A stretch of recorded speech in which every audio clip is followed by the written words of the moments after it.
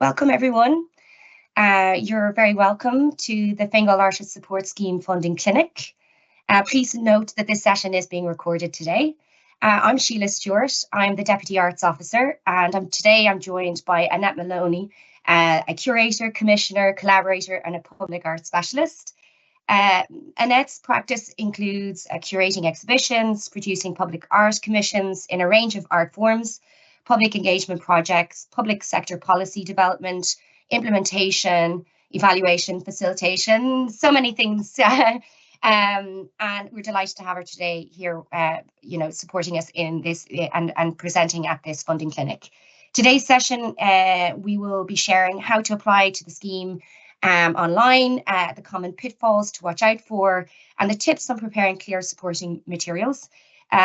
There'll also be dedicated time at the end of today's session for you to ask questions. We want to hear from you, and there's a Q&A section where you can do so throughout the session today. Just to note, I suppose that, as I mentioned before, today's session is being recorded and will be made widely available after the end, hopefully by tomorrow. And we will also have the slides, and Annette has very kindly also prepared some additional supporting documentation as well. So feel free just to listen in, absorb all our sharing, and please don't hesitate to add in any questions that you may have. Now, my colleague Leah is very kindly going to move on to the next slide. Next slide, Leah, please. Thank you. So the Fingal Artists Support Scheme is designed to help professional artists from Fingal to enhance and develop their practice. It's now its 10th year, and it's open to practicing artists at all career stages, and provides funding up to €5,000 to support eligible activities and costs taking place between May and December 2025. Just to give you a bit of background on last year we received 263 eligible applications in 2024, and 86 were awarded to the amount of 250,000. That's the available funding overall.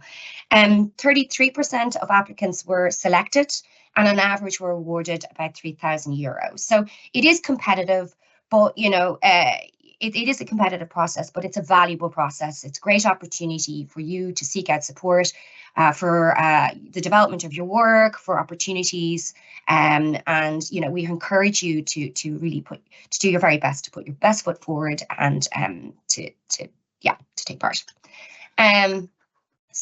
Next slide, please. Okay, so what can you apply for? There are 3 categories under the Fingal Artists Support Scheme, the first of which being travel and professional development. This includes training, workshops, mentoring, international opportunities. So an example of this would be a filmmaker, for example, attending an international course or seminar. It can cover the fees of the course or seminar, and it can also cover your travel, your accommodation in order to attend. The second category is a residency, so this can be national or international. A nice example of which would be a writer seeking to attend a residency at the Centre Culturel in Paris, for example. So this can enable you to cover those costs. For category 3 then, which is the development of work, this is to support time and space to create, to research and reflect. An example of which would be a visual artist developing a new work for an upcoming exhibition at the Lab Gallery, let's say, and they're seeking support for their studio rental, for materials, for promotional costs, etc. It is worth mentioning that there are 2 payment approaches for these schemes. So category 1 and category 2 are paid retrospectively. So our successful applicants will need to complete a breakdown and provide receipts in order to draw down their funding, so it's paid out retrospectively. Meanwhile, category 3, given the nature of what it supports, successful applicants will be awarded immediately upon offer. Depending on whether if you are set up in the system, there may be some administrative details to complete, but it will be paid immediately upon award. And successful applicants will then need to complete a report and provide a budget breakdown at the end of the project, towards the end, whenever it is completed. Next slide, please. So who can apply? Artists, professional artists who have been born or studied or are currently are residing in Fingal. As I mentioned, it's for professional and emerging artists in music, drama, literature, dance, film, and visual arts. Recent graduates and artists living abroad, but originally from Fingal, can also apply, and you have to be over 18 years of age. It is very important that you ensure that you have your address of your birthplace or your school, because it is a requirement within the form. And as I mentioned, it's for professional artists, and we take our definition from the Arts Council: a person who is actively pursuing a career as an artist in any art form and who considers their work as their main profession or career. This applies even if their work in the arts is not their main source of income or if they have other employment. So it's important that we're very upfront and straightforward about the parameters of eligibility. Next slide, please. So what cannot be applied for? Charity fundraising and competitions, the purchase of equipment such as laptops, cameras, or a printer, an improvement of workspace or internship activities that have already taken place. And so that's reinforcing that any activities or costs related to your application must be within May and December of 2025. Activities primarily based on art therapy and non-arts related activities. It's at this point, it's worthwhile, drawing your attention to the assessment criteria. Each application will be assessed based on, firstly, artistic quality of the proposal, then secondly, the track record and the potential of the applicant. Thirdly, the feasibility of the proposal, and fourth is supporting material submitted. Next slide, please, Leah. Now, so what are the steps to apply, or what do we advise you to do, I suppose, in order to apply? First and foremost, it's important that you read the guidelines very carefully. These are available through our website. And you can download them, and they're also readily available directly from the form as you're kind of completing the form. It's really important that you provide detailed information about your proposed activity, and that you include a full financial breakdown detailing cost, expenditures, and income. Don't forget to upload all your required supporting documentation, and a reminder again, the deadline to submit is Friday, 21st of February at 4 p.m. If you don't, or all applications are submitted through submit.com, our online platform. So if you don't have an account, please register now. It's important that you can access the form in good time. As I mentioned before, please read the application form carefully. What we suggest is to copy the detail of the form to a Word doc if you wish. And so that allows you then to work as on your application as a whole, ensuring that you have a cohesive narrative throughout.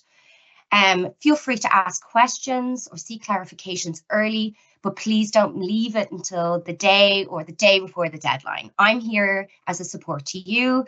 We want to enable you to be able to put your best foot forward.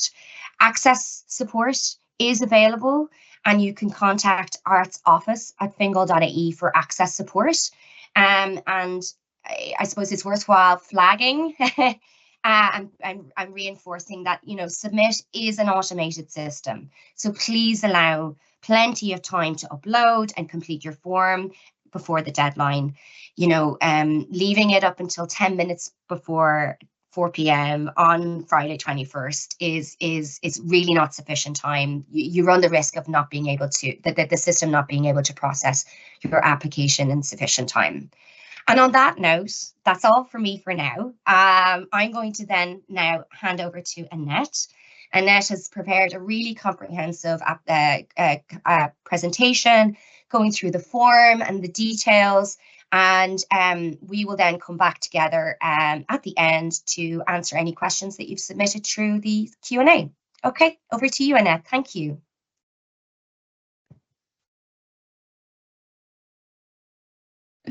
Okay, so I'm just doing a quick test there, Síle, in terms of unmute.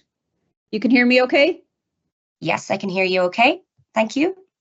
Okay, so on, we have Leah from the Arts Office here as our whiz in the background, making sure we're driving the car in the right direction. So thanks to Leah as well for today. Just to double check as well, Sheila, I've done the screen share, so you should be able to see the opening slide there. We are all set. Thank you, Annette. Okay, brilliant. Okay, so just a couple of quick things just to say before I start the presentation here now. So, and again, we're trying to give enough time.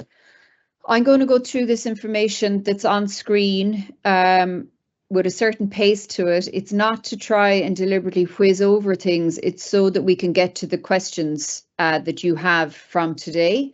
So the more questions you wrangle out of us, the better for today.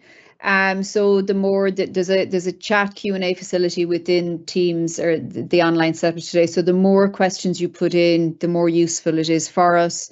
If we don't have an answer to something now, we'll certainly try and find out afterwards. So we're not going to disappear at 2 o'clock either in terms of we're definitely here to help. So just a couple of other quick things just to say before I get into the slide information as well. The presentation that's on screen here at the moment, we will send you a copy of this afterwards, saved as a PDF. So just in case, excuse me, there's anything in there that you want to go back over, you will get a copy of it afterwards, saved. We've a handout that we've prepared for you as well, which is a longer version on creative proposals, which is a workshop that we presented in Fingal in the past. So we're making that information available for you as well.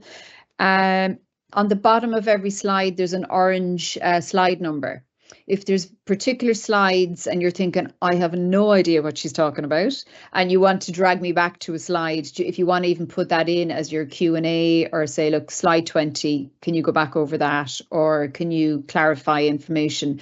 Feel free to do that as well, and we'll jump back to particular information. And the last thing just to say as well, in terms of audio, I'm generally based here in Limerick. I have a beautiful senior dog here behind me who's quite sick at the moment and also has a cough. So just in case you hear information in the background, my Ted, my beautiful curatorial assistant, who's nearly 13 and is a German Shepherd, so that's very old. My apologies for that sound in the background, just in case you hear something like that. So the point of today's funding, this online session, is really around encouragement. So we really want to share whatever information we might have to offer for you, to support you, to try and put your best foot forward. Like Sheila was saying, we're here to help. If we can offer information on some of the background as to why you've been asked particular questions, that's the whole point of today. And I suppose the other couple of things that are mentioned there on the slide is the main thing I would try and urge you to remember is to just get started. So there's a certain amount of man hours, as Caroline Cowley and Fingal Arts Office would say, there's a certain amount of labour that goes through these processes. The more information, the time you spend on it, the quicker you get started, the easier it is for you to feel happy by the end of it, by the deadline as well. So that's the main takeaway that I would offer you today, is just to get it started, get some version of it started, and you'll build up your momentum in that way as well. And time is really the magic ingredient in terms of being able to count down. So the other thing that's mentioned there at the bottom is the more questions you offer us today, the more we'll hopefully be able to clarify or offer information. This is very quickly in terms of why I have the privilege of getting to talk to you today. Is I have the privilege of being on assessment panels quite often, maybe once a month, sometimes more often than that. It's generally with local authorities. I'm lucky in that I've worked with about 20 of the Irish county councils in Ireland. The arts offices do phenomenal work. Their job is really about supporting you to do your best work, to try and put funding into the hands of artists within whatever funding is available. So I've also done work as well on public art commissions and bigger assessment panels as well, including with the Arts Council. It's an absolute privilege. I have the opportunity to read very early stage ideas. It's really exciting. My job is to try and, read between the lines and get excited about what you plan to do. I do get very excited. They're not always in person, sometimes they're online like this, and I'm in Limerick imagining what somebody in Mayo or Fingal is going to do, and I'm getting very excited. So that's the privilege of getting to read all the work you're doing over the next few weeks. Just remember that it does have an impact on the assessment panel as well, and it is a privilege to get to read your early stage ideas as well. I have the opportunity as well to do assessment work in a cross art form capacity. So although technically my background is in the area of visual art, I do assessment work across all art forms. And again, that's really exciting in terms of I have to be aware broadly what the issues are for musicians, for those involved in the film industry, equally as I have to be in the visual art area. So you can rest assured on that one as well. And it is the same. Assessment processes are taken very seriously. We take the work that you do very seriously in terms of having the right mix of people involved as well. The figure on the bottom is I added it up a couple of years ago. I was aware that I was on quite a few assessment panels in 1 year and a couple of big ones. And I had a small opportunity to be part of processes where 1.2 million was handed out to artists as part of panels. And again, that's the privilege in terms of doing the work. Your proposals broadly are a creative way of sharing what you do and what your practice does at the moment. So that's the creative process in terms of trying to share what it is that you do. Even though you're not in the room, we'd love for you to be in the room, but these processes have to be designed in a certain way that they're not all interview based. So it's generally done as a PDF or a document that you prepared and an application form, like the Fingal one. Ideally, you're aiming for a proposal that's clear, concise, and the one thing at the bottom there in terms of confidence, if there was one piece of volume that I would love to turn up on all applications that I have the privilege to read, is that sense of confidence. It ebbs and flows. And actually, the other thing I didn't get a chance to say a minute ago is I don't have all the answers. I certainly do not get the funding, all the funding that I apply for. All my proposals are not successful. I do learn from them as I go along. I think all of our confidence ebbs and flows on some good days and some bad days, some processes, some projects as we go along. So just to kind of keep that in mind in terms of the process you're bringing yourself through as well as you develop your proposal. So while you're aiming for clear and confident, this is the reality at times. Again, for me, I'm speaking from I apply for things as well as I have the privilege of assessing work. So there is a scenario there in terms of there's a reality in terms of rejection and disappointment. I was checking online some information on the Arts Council website for first-time applicants just to see if there was anything interesting there. And they were saying generally 1 in 3 applications can get funded. I think that's kind of similar with Fingal Artists Support Scheme last year as well. So you have to admit to yourself that it is a very competitive process.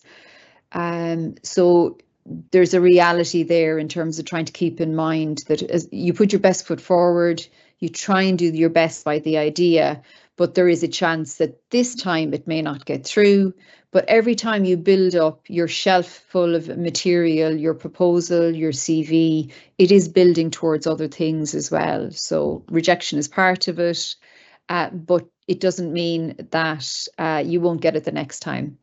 Or as I phrase it, the first no is not the final no. We all have ideas that didn't work the first time or they took an awful long time to be developed. And that's, I think, part of the creative process. In terms of vulnerabilities, I really like this quote by Michael D. Higgins where he talks about a real republic being part of shared vulnerabilities. And I think there is a vulnerability for all of us as we go through a deadline and we go, why am I even doing this? Is there any point? Of course, there's a point because you have a burning idea that you want to communicate with others. They're a small audience or a larger audience. So it's trying to do justice to that idea as well and your practice more broadly. And the other thing to keep in mind as well is that this quote by Brené Brown is that we all start with a really crappy first draft. If I'm sending you a proposal on a selection panel you're on, I guarantee you're reading version 12 or version 14 of my draft proposal. It's certainly not my first one. So the more I go through it and the more man hours I pump into it, the better I hope it gets.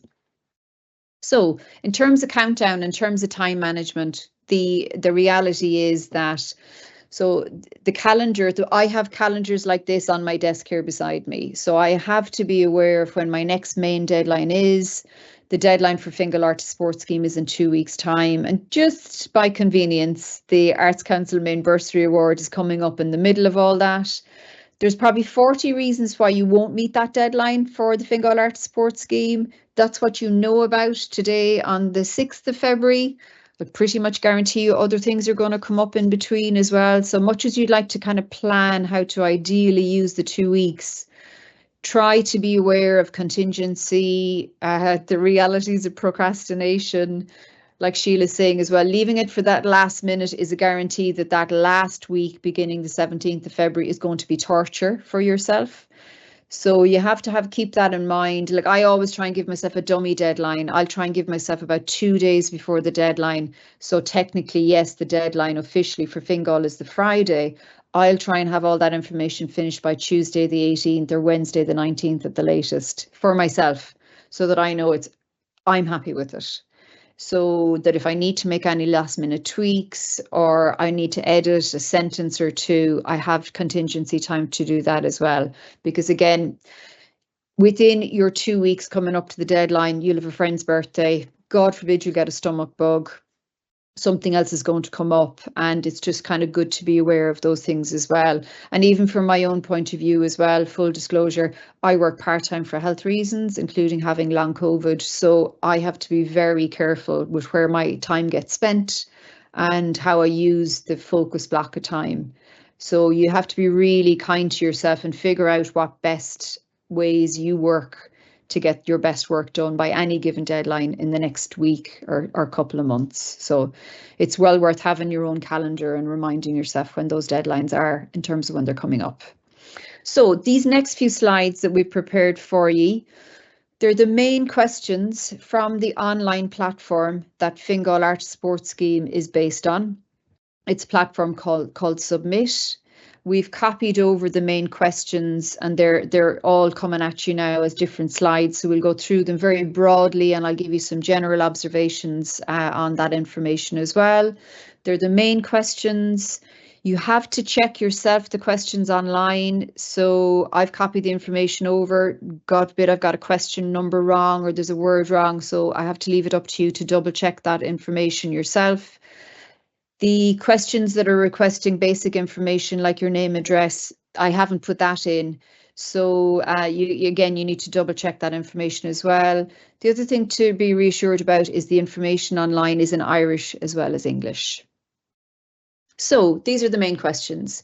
So question 9 asks you to confirm your connection with Fingal. So you have 3. The Fingal Arts Support Scheme is really good. Because I've worked on other individual artist support schemes in other counties, Fingal has a really decent budget. They'd love to have more budgets available to fund more applications. They offer you more opportunities to apply to Fingal than some other local authorities do for whatever reason. So if you're born in Fingal, you've studied in Fingal, or you currently reside in Fingal, they're the 3 doors that we want to open for you to ask you to come in and to apply for the scheme. And actually something I didn't get a chance to say as well is I had the privilege of being one of the assessors on the Fingal Arts Support Scheme for a couple of years in the visual art area.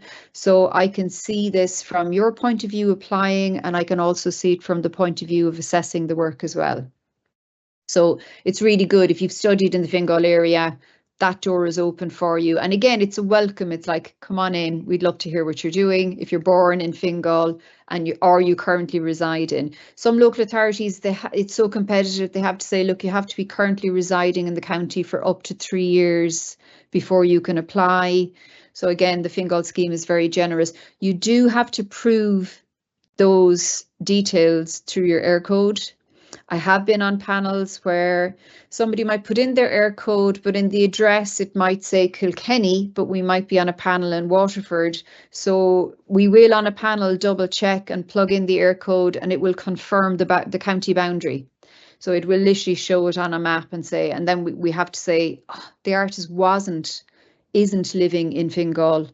therefore they're ineligible. And some of this as well, it's very carefully managed as well in terms of the eligibility side of it as your process. But again, our encouragement is if you hit one of these 3 categories that are on screen at the moment, please apply. Have you been awarded the scheme in the past? This might look like a very technical question, and you look at the bottom part where it says you need your supplier ID. This is actually an easy answer, and it's quite easy to get this information. So if you have been lucky enough to be awarded in the past, if you can't find your supplier ID, a very quick phone call to Fingal County Council and ask for the finance department. Somebody there, again, you have 2 weeks to the deadline, should be able to plug into their finance system and put in Annette Moloney supplier ID, and they'll be able to give you a number on the phone. So that's fine. Don't worry about that. Don't let this question put you off.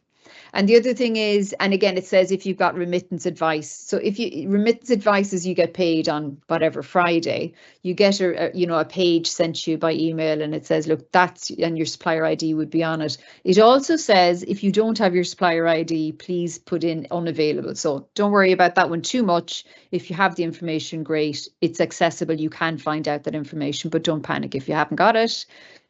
These are the art forms that are listed on the Fingal Artists Support Scheme. There's 6 mainly there on screen. There's visual art, music, dance as listed.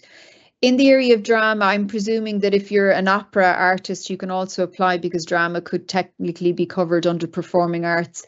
If you have a question about an art form that may not be listed on these at the moment, maybe try and send a query to Síle or the Arts Office, and they will try and get back to you on that. And again, the 2 weeks to the deadline, really it's about 10 days. Really, it's about 5 working days or 8 working days up to the deadline. Any questions you have about today's information or the scheme or the application form or the guidelines, the quicker you get your questions submitted, the quicker people can get back to you and give you the encouragement again to apply. All going well.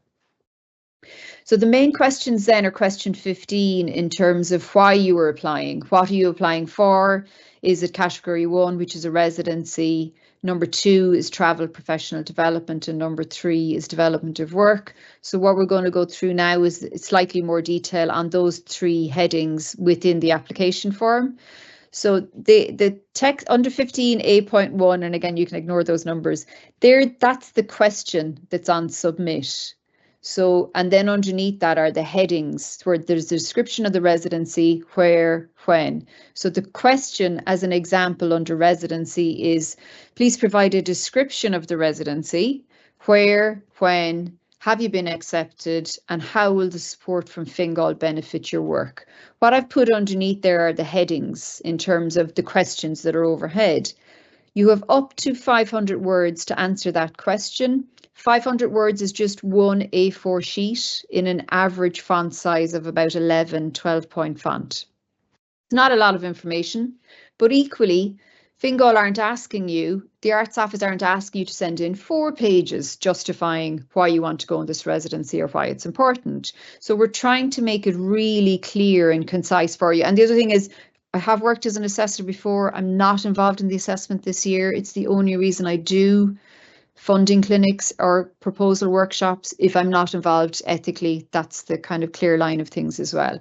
The headings that are underneath there, the description of the residency, the where, the when, they're the headings that I would use myself on my draft A4 sheet. I would just copy those headings and I would start typing onto a sheet of paper. Now, when I start my proposal, I start what I call, like, I vomit things onto a page. I just literally blurb it out and I just go, oh, that's it. The where, the when, the bottom question there about how the support from Fingal will benefit you and your practice, that's actually the most important part of that A4 sheet, or your information, because the other information is generalized enough in terms of, so don't use up your word count on the where and the when.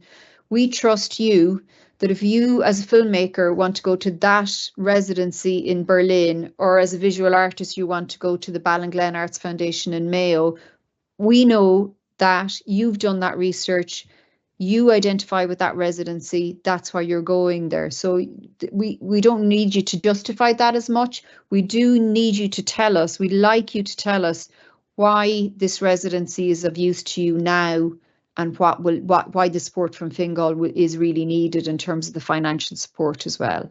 So it's trying to keep an eye as well on like how you use up that word count. I have more information coming up in a second about how to give a summary, how to give a couple of more sentences and other headings you can use. You don't have to leave those headings on your A4 sheet. I use them for drafting my proposals, and then sometimes I just take them all out, I delete them. So the final version of my A4 sheet on the residency will look very different to the one I've been working on here. So you get the end version, the final one. The drafts here might look a mess, but that's fine. They're the crappy first drafts. Travel and professional development is very similar. And again, keep in mind about like the last part is, you know, how it will benefit you is really the kernel of that question. The where, the why, when you intend to travel, and outlining if it's professional development. So keep an eye on those headings on the bottom. If those headings might help you to clarify on an A4 sheet, like what you want to say, how do you make your proposal really competitive and very clear compared to the next one and the next one that's coming through after it. So you've got a limited amount of time in an assessment process to really capture the attention of the panel. So that's why those headings can be really useful in terms of how this is going to benefit you and your practice at the moment. Similar with development of work. And again, this is across art forms. Is it a performance? Is it a recording in the area of music? Is it a short film that you're, you know, trying to increase your skills on? What are you hoping to achieve? Identify what you're working towards in terms of exhibition performance. And again, it's a similar question across all those areas. As an individual artist, how will support from Fingal benefit you and your practice at the moment? Okay. Then on the form, you're asked for financial information. This is the real fun stuff. I'm not a qualified financial advisor, but this is normal when we're all applying for public funding. There has to be a level of justifying where the funding is going and a safe pair of hands in terms of you know what you're doing. So first of all, you're asked for the overall cost of your project. So you put in the items, you list the item, and over on the right you give the cost, then you give the total breakdown, and then you're asked to how much of the overall cost of the project are you asking Fingal to support?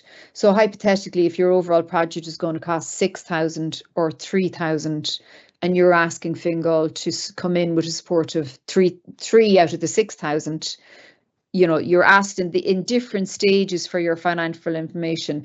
Your table that's on screen should list all your items that total 6,000. Your request might be 3,000, it might be 5, it might be 4.5. And then after that, then you're asked to show where the rest of the funding is coming from. So the financial information is broken down in questions 16, 17, and here in question 18. So again, you're asked to submit there's a sequence to this. Overall project is costing this, amount requested for Fingal is costing that, amount sought from Fingal under 18 again is confirmed at hypothetically 3,000. It could be any amount. I'm not saying that's a reasonable amount. That's completely up to you. Underneath that, if you have been lucky enough to get a grant, sponsorship, personal contribution, could be 500 euros, it could be 200 euros, it could be benefit in kind. You need to list all that as well, amount what's sought and amount that's confirmed. And that shows that you're really committed to fulfilling and going ahead with the project that you're applying for. And this helps the panel to see it's a reasonable request on behalf of Fingal. Fingal are being asked to support a reasonable amount. If it's under development of work, that's kind of different because it might be all about your time, your studio time, your materials. So there's a slight variation there.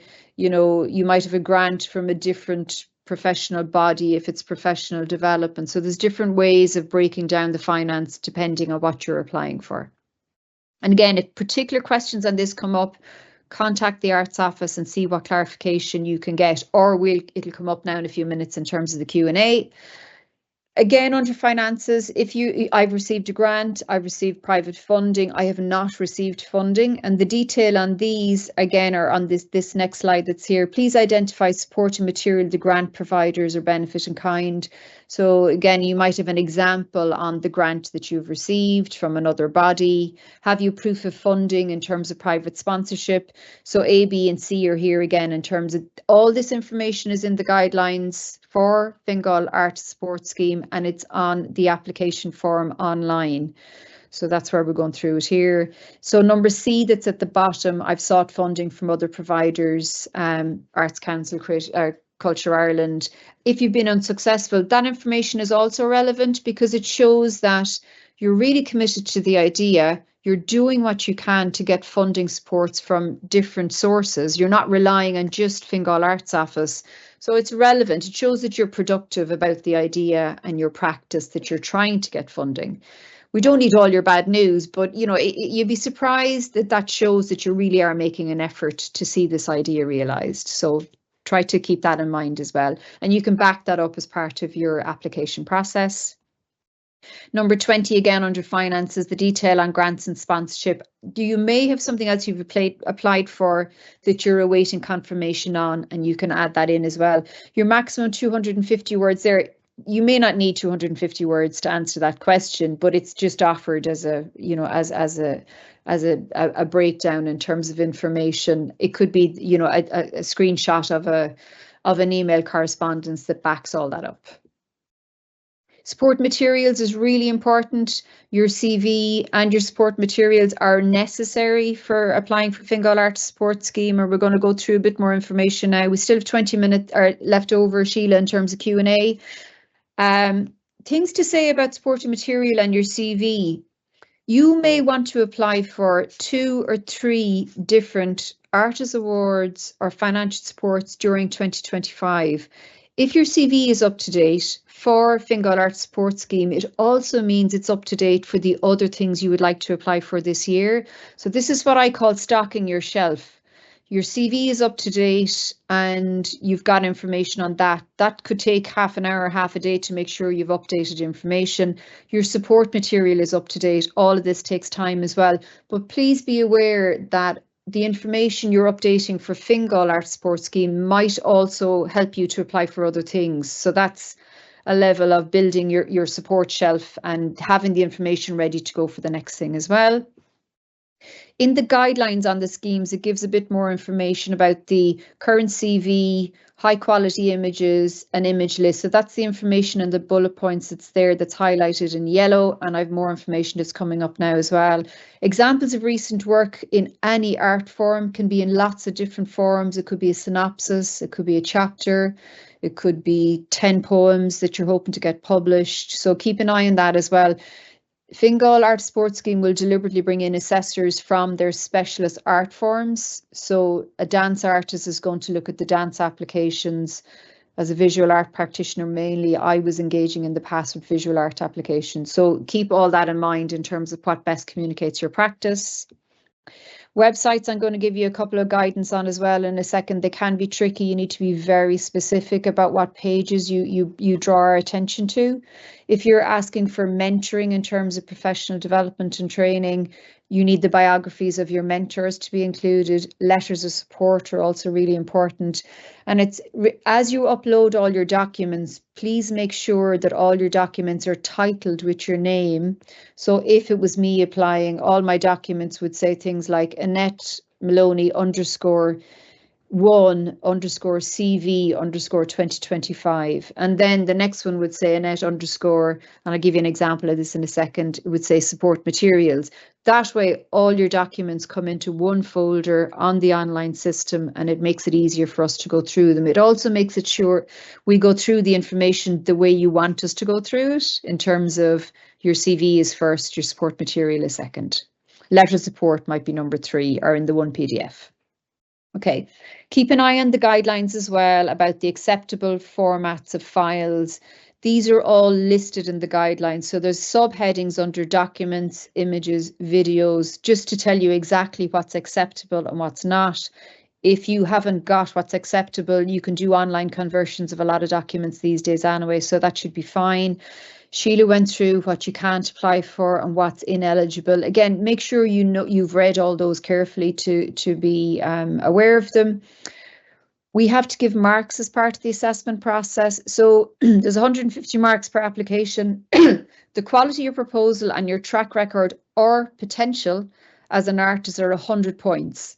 So we're deliberately scoring you based on your practice and the quality of what you're trying to do, your feasibility and your support materials. Now, your support materials actually backs up your track record, so they're kind of connected as well. So it's very artist-centered in that way. So just keep an eye on that as well in terms of how you're going to be marked on what you're applying for.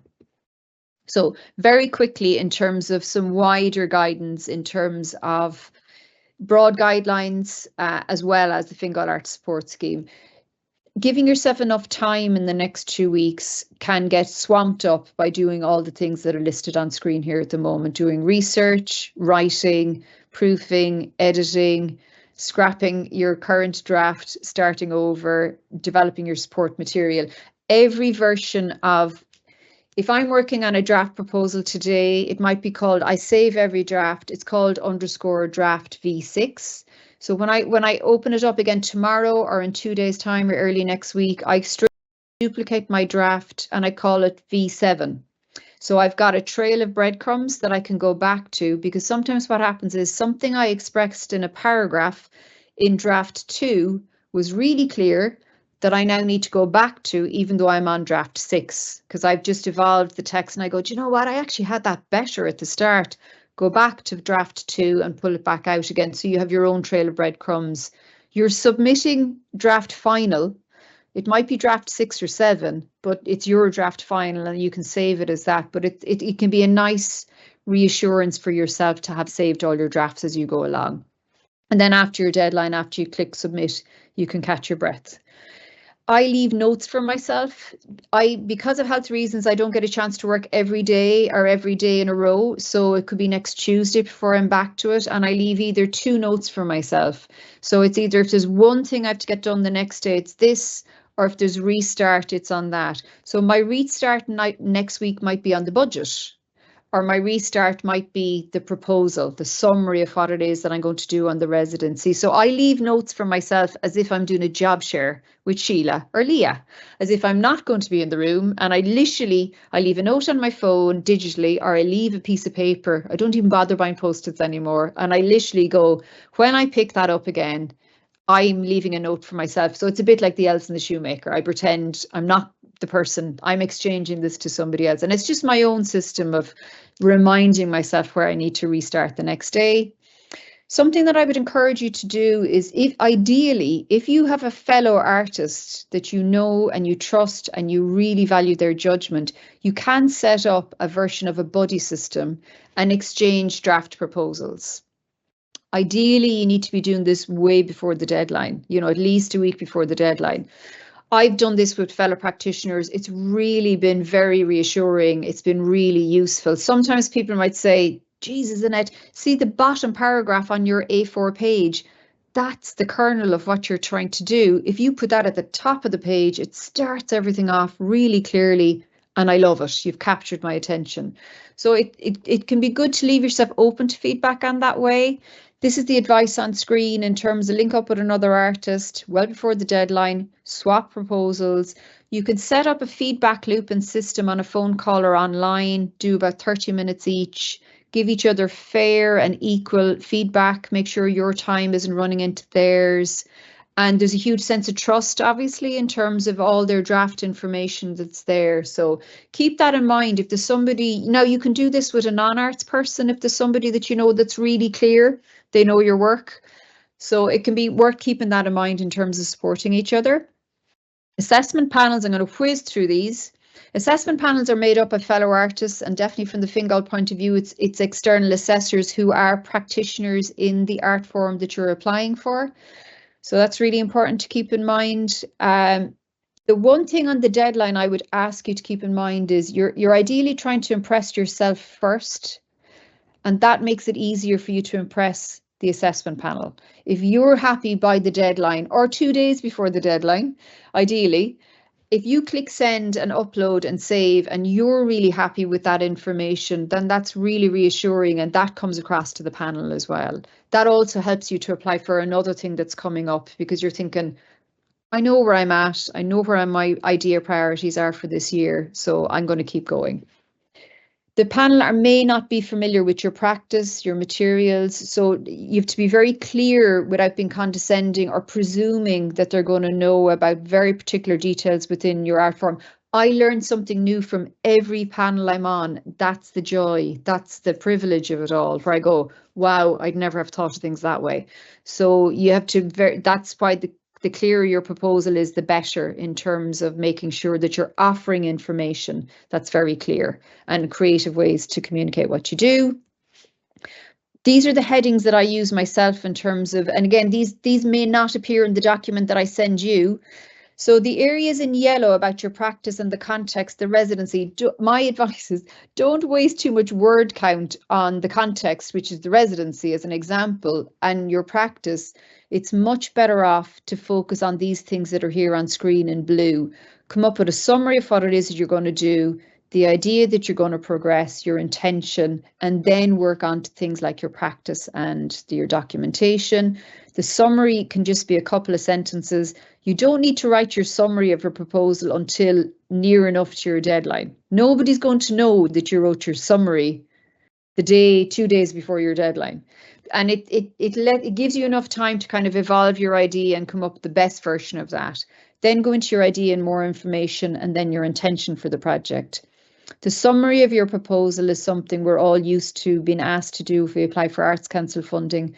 The one that's on screen at the moment is from an application I submitted myself to the Arts Council. I was lucky enough to get a curator in resident visual art bursary in the past, and that's a summary. And it's a really lovely thing to do, because you have to be able to stand over it afterwards and deliver that. Your CV and your biog, very briefly, you have to put your most recent experience first. It builds your track record and your potential as an artist. If you're a recent graduate and you're in your 50s or in your 20s, don't worry about that as well. We're also looking for your potential as an artist, and you submit what's really relevant. Letters of support are really good to gather on every project you do.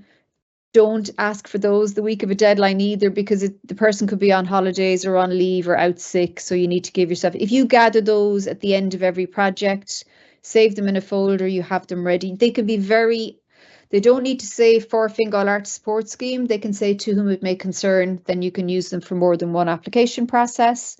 Support material, very quick advice on these.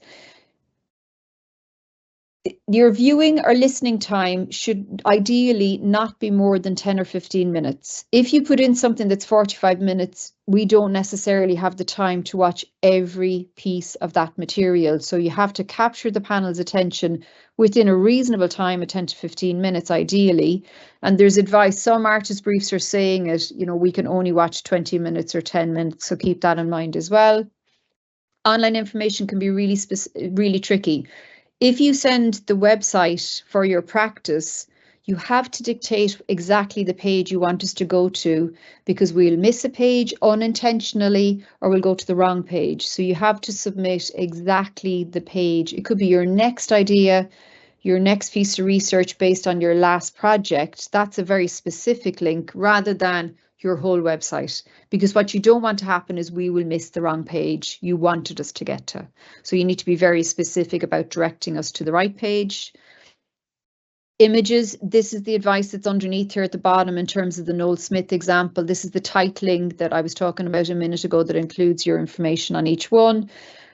Make sure your submission isn't incomplete. Make sure your information isn't unconvincing or that you're not uncertain about it. If you develop it next week, by the following week of the deadline, it should be you've evolved things and it should be clearer and more confident in that way. If there's no budgetary information, you're not going to get funding because it's public funding. So just these are the other pitfalls that are here on screen in terms of if you have a language, if you have the ability to speak another language, make sure you offer an English language translation for all your work as well. This is the handout that we're going to send you afterwards, which again is just broad advice in terms of creative proposals. This is just a basic calendar. It's just a Word document. Again, I have these myself. I keep in mind where the gridlock is going to be across the year that's coming up. And I've got different projects. So I can kind of see, well, look, there's no point in applying for things if they're all in May or they're all in September. I need to be able to balance my time out. So we'll send you this as a Word document. We want to wish you the very, very best in terms of your proposal writing as well.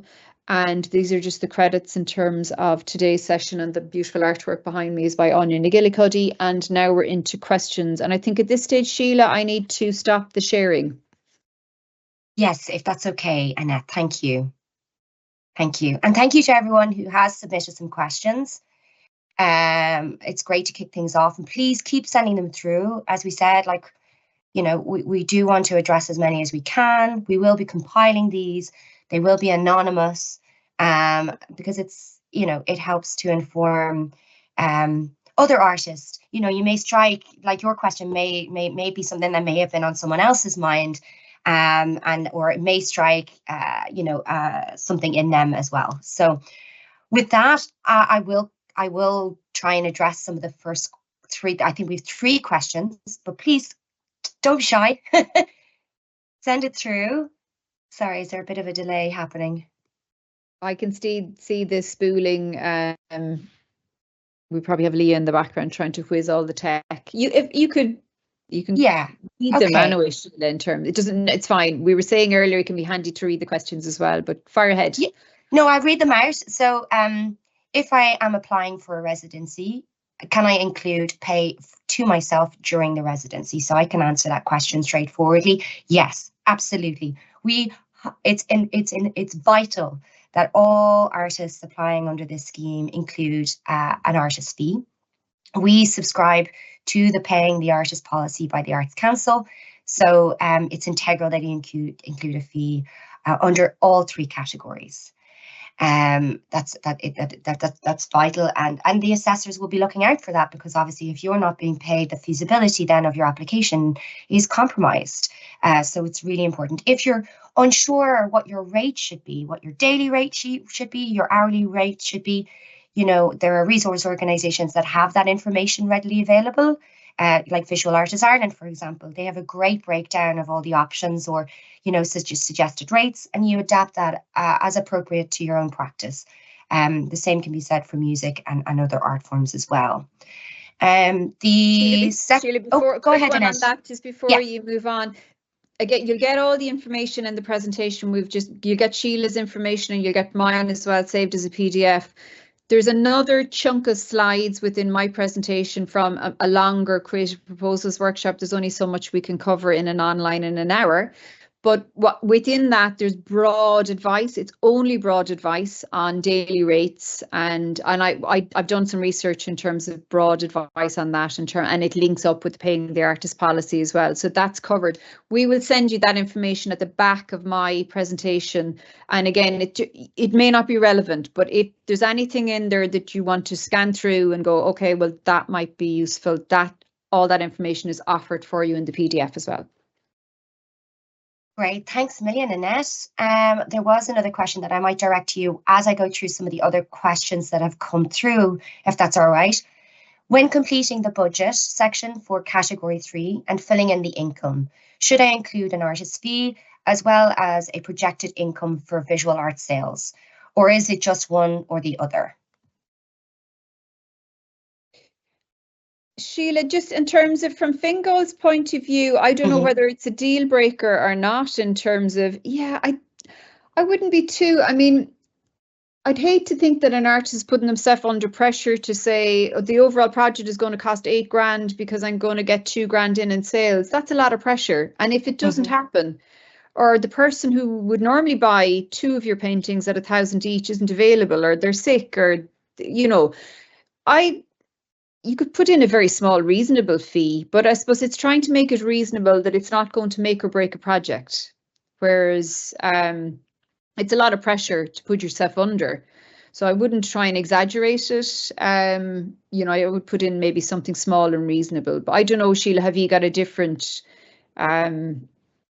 It's as I can see, the guidelines don't say that it's a deal breaker that you have to put in sales. Even again, it could be a performance, it could be a rehearsed reading in theatre.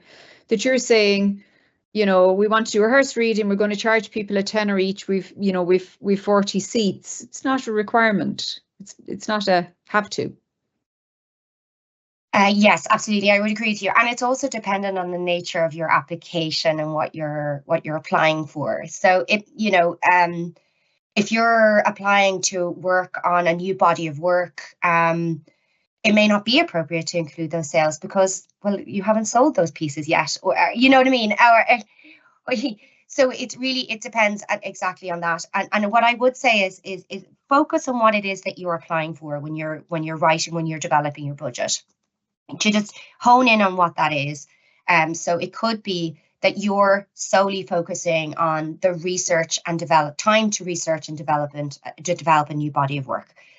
And if that's the case, then, yes, an artist fee is essential. Please include that in your budget as an expenditure, but it wouldn't necessarily be appropriate then to include your sales to that particular focus of your application, if I'm answering that clearly. Hopefully I have. If in doubt though, and you would like to kind of go deeper into that, because I can appreciate that it's very specific, reach out to the Arts Office. The email address is artsoffice@fingal.ie. I'm more than and be more specific and try and address that more deeply, so we can go into the details and more specifically there. Loads of questions on that as well, Síle, is the beauty of having Fingal Arts Office really well resourced. You'd love to have more funding available for artists, but the beauty of having you minding the scheme on behalf of Fingal Artists is people can send you an email. There's a full wraparound of confidentiality on that as well. So if people may have a particular question or a query or a concern, that can go to you. It can be a conversation or an email, whatever way you have time to deal with that. And that clarifies something that may not be in an application form down the line. And that's part of the public service of Fingal Arts Office, that you have that facility. This is the conversation. So try and reassure yourself as much. That builds your confidence then in the next 2 weeks to focus on. And something I didn't get a chance to mention is when I'm assessing work, I start with your practice and then I read your application form, because I want to hear the music. I want to see the film, I want to read the chapter and get really excited about that. And then I concentrate on what the application part of it. So it starts with your practice. So that kind of focuses, it's the cornerstone of what you're applying for as well. Exactly. And that's a great reminder, Annette. Thank you so much. Okay. Next question, which I think I can address quite simply. They're asking, is a biography accepted as a CV, or does it need to be a business type CV? And what I would say, no to both. It should be an artist CV, and there's a very specific layout for an artist CV.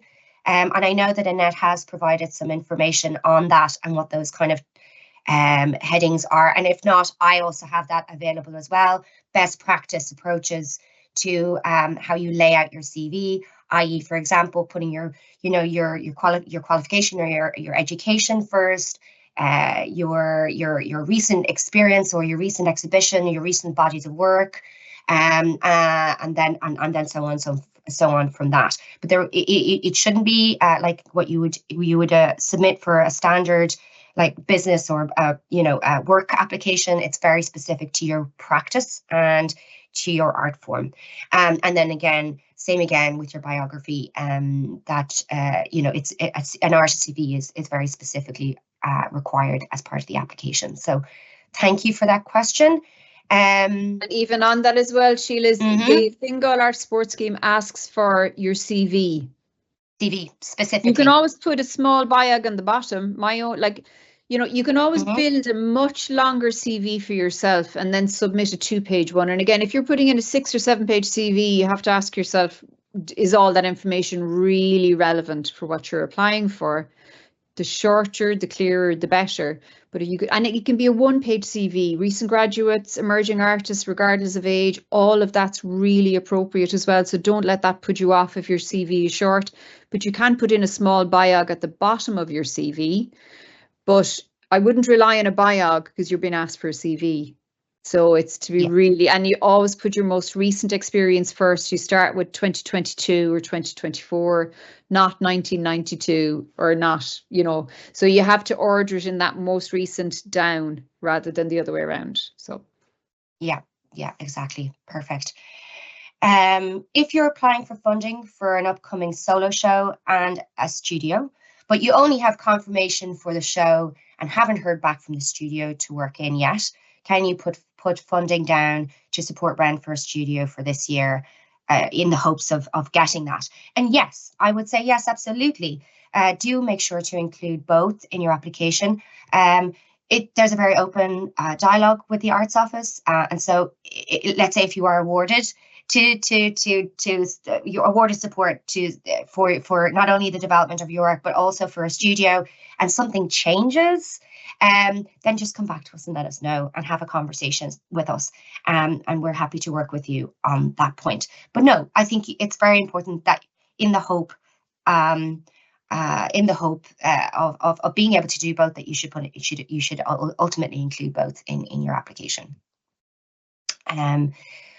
Oh, this is a good question, and I'm actually glad to see it come up. And Annette, I think that you will be perfectly served for this.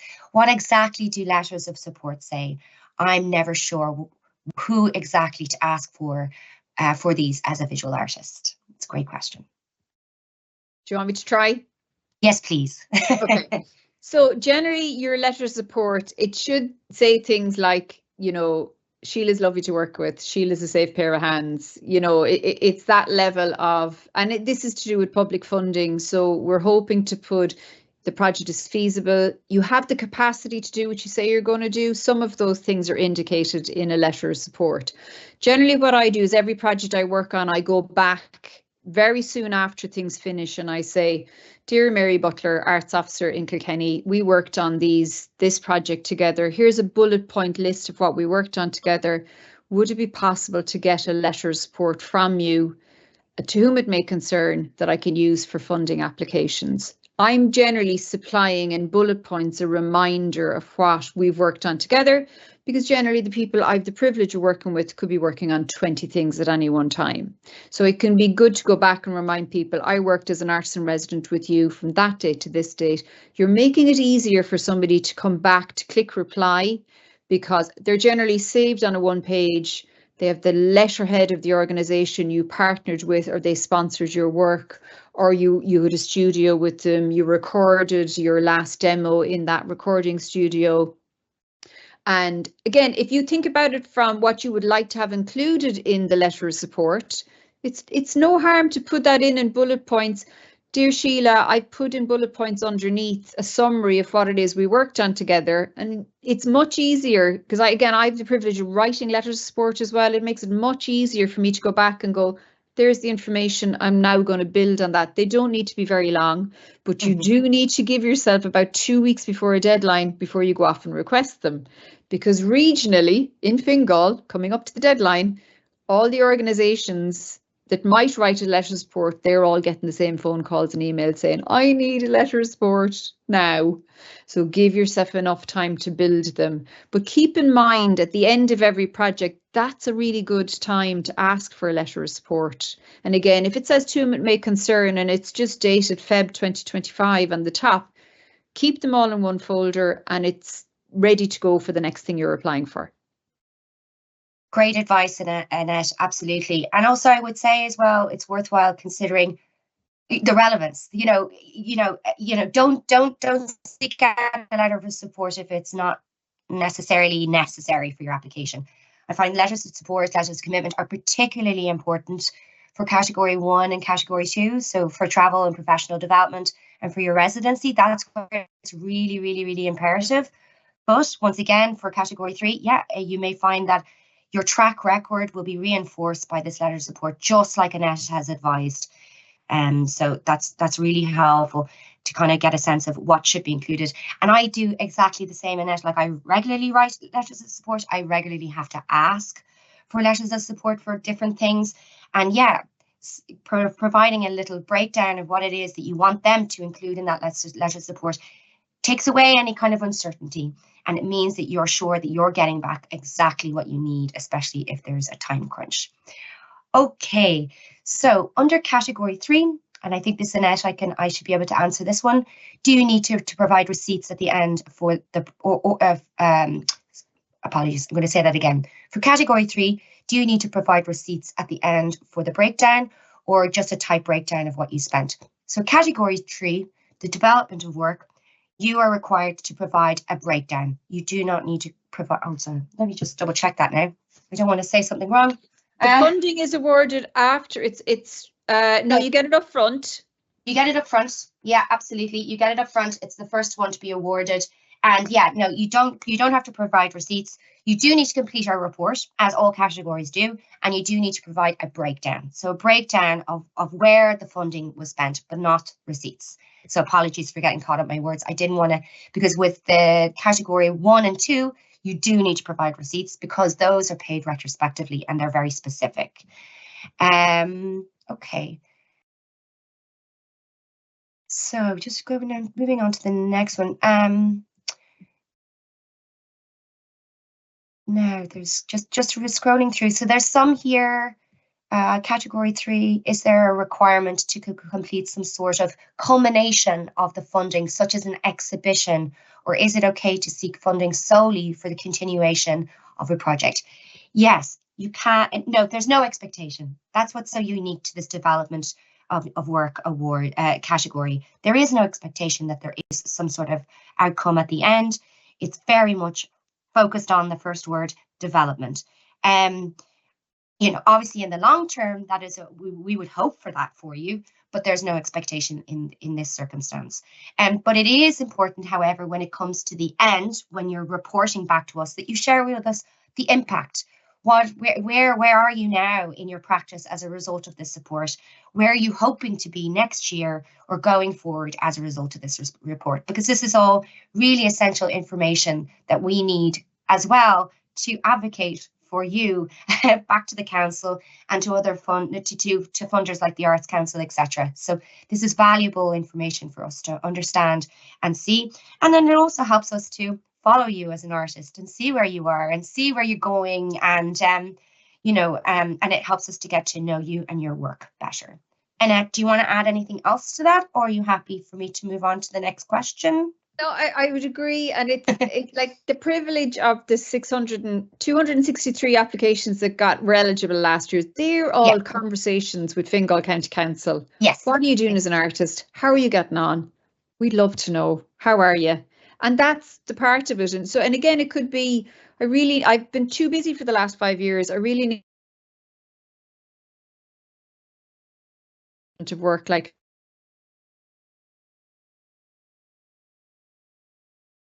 research.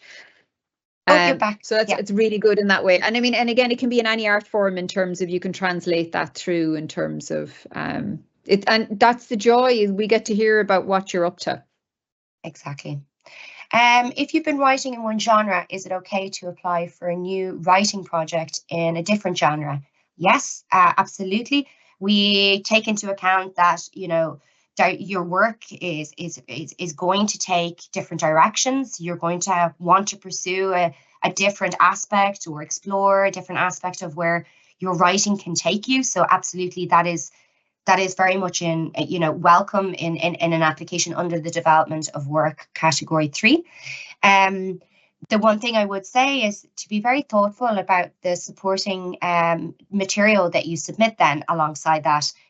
Just be thoughtful about the samples of work that you're going to submit to reinforce your application, you know, so that you're showing, I suppose, your track record, but also showing where you're hoping to go, and clearly convey that in your application. That's the kernel of the idea, Síle, in terms of, you know, and we hope the seed might germinate. That's completely up to you as to whether it will or won't. A weed might come up beside the seed that might be way more interesting than what you set out to do. But again, that's the trust that the Arts Office gives you to, you're the driver. So it's very exciting. Exactly. So the next question then, and I think we'll give it just a couple more minutes. We'll keep going till 1:15 because I'm very mindful about everyone's time, but we'll try and get through a few more. Can an artist collective apply, or is it open to individuals only? And I can answer that. This is open to individuals only. However, members of an artist collective can all apply, but as individuals. And you can refer to each other in your application, but you will be assessed on an individual basis. So we do have other schemes, that may be potentially of interest in the future. I can't really go into those details today for time reasons. So if you do want to find out more about other opportunities as an artist collective, do feel free to reach out to me, and we can explore that, because it's quite, there's other opportunities potentially there.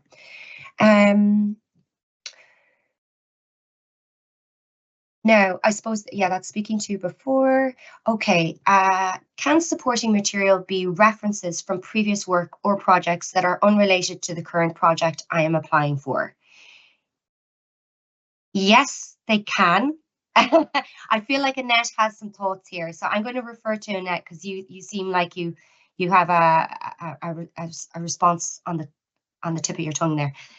I think it's in the slides in terms, I suppose, the support material doesn't specifically say your PDF needs to be no more than 10 pages or 12 or 15 pages. And because of that, if you put in 20, there is a point within the slides that I had that says it's better to put in very relevant material than lots of less relevant material.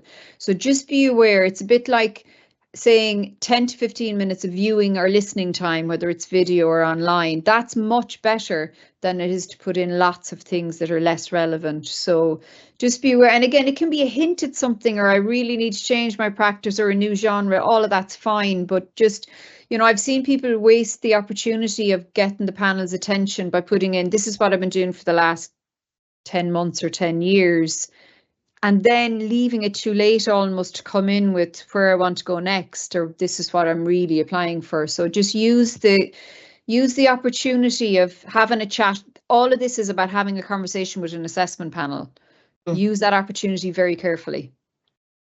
Yeah, exactly. And actually, it actually goes to answer a couple of other questions that I see there. It can be challenging to change direction and to readapt, but yeah, that's some great advice there, Annette. Thank you so much.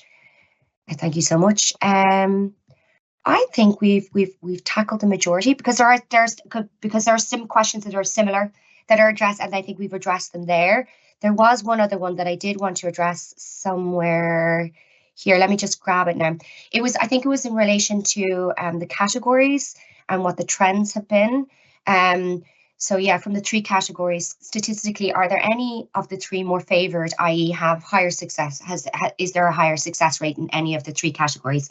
And what I would say, not necessarily. That's not how the assessors approach their assessment process. But what I would say, based on looking back the last number of years, 50% of the applications are predominantly development of work. And then the remaining 50% is for category 1, category 2. So I suppose what that tells us is the needs of artists and where artists need support. But also, I suppose there is obviously, we would obviously always encourage equal kind of thought around all 3 categories. So that's just the trends that we have seen. So yeah, significantly more application for development of work as opposed to the other 2 categories.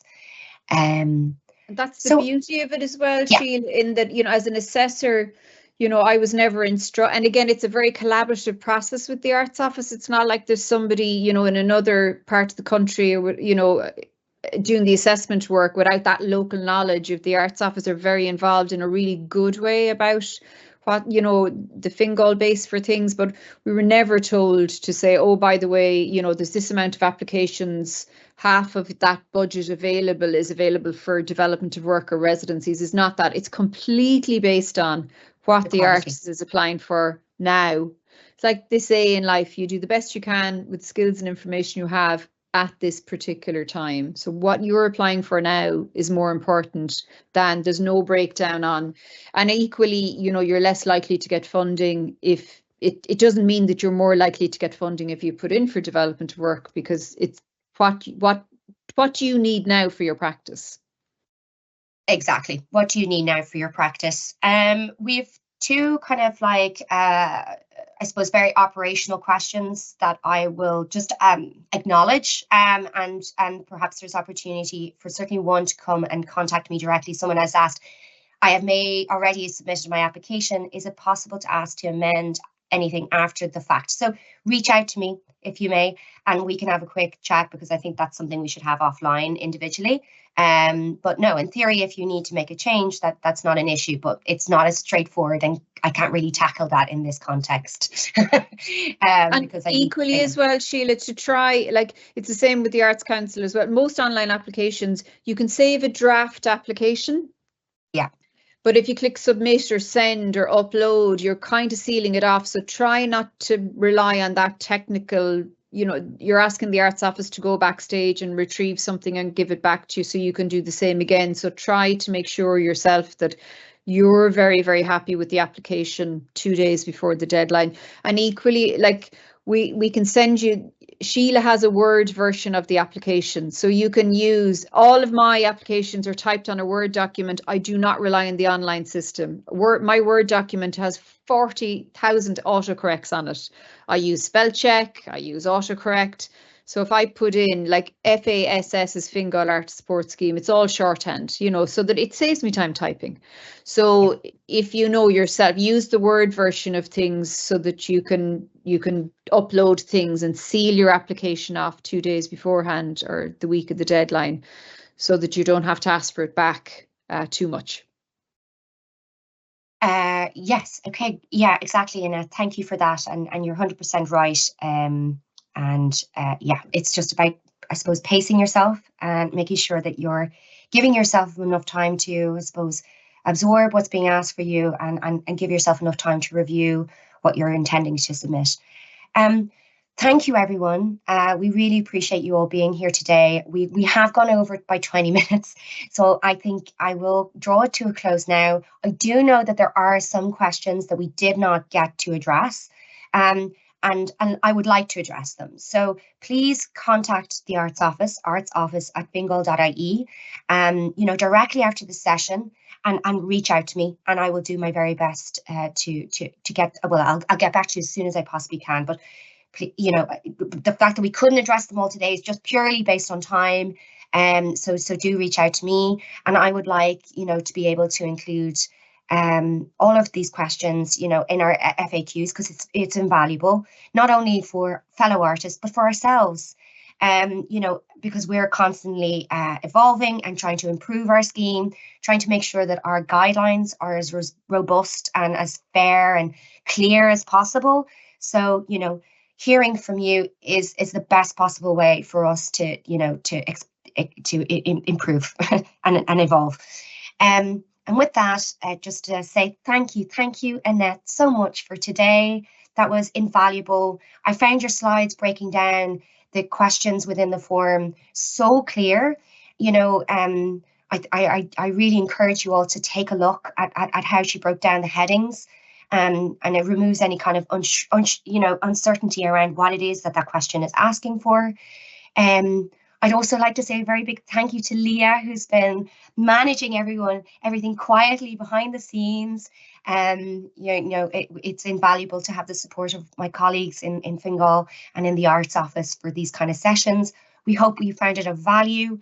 I want to wish you all the very, very, very best of luck in your application. You know, and like, as we've said multiple times throughout the session today, reach out, don't hesitate. There's no question too big or too small that we won't do our very best to address. Okay, so thank you, everyone, and bye. See you now.